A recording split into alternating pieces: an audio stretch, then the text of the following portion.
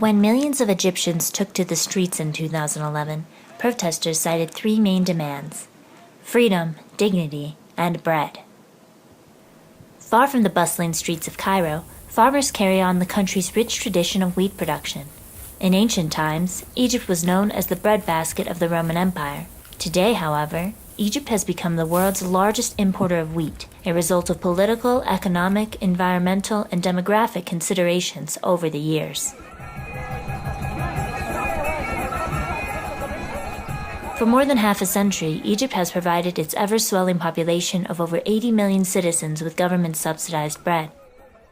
This subsidy is part of a vast welfare program for which Egypt continually increases its debt obligations in order to pay for the millions of tons of foreign wheat necessary to feed its population. Yet corruption flourishes at every point of the supply chain. Egyptian consumers complain that it's difficult to obtain bread without battling some form of corruption. Often, extra fees are illegally charged by local bakeries, while local police accept bribes for their silence. Consumers also accuse bakeries of selling the government-subsidized wheat on the black market for higher rates. Throughout the supply chain, from the fields to the silos to the mills to the bakeries, workers argue that the public system is broken. They cite structural failures like crude sanitation, inadequate transport, and shabby storage facilities as main contributors to the shortfalls in domestic wheat supply.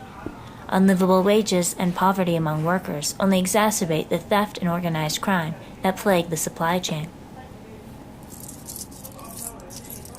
For the Egyptian consumer, these inefficiencies can mean the difference between life and death, which explains why riots surrounding bread shortages have erupted throughout modern Egyptian history. As Egypt's leaders struggle to move forward, they will be forced to either confront this looming challenge head-on, or yet again face protests whose demands include that fundamental cornerstone of the Egyptian diet: bread.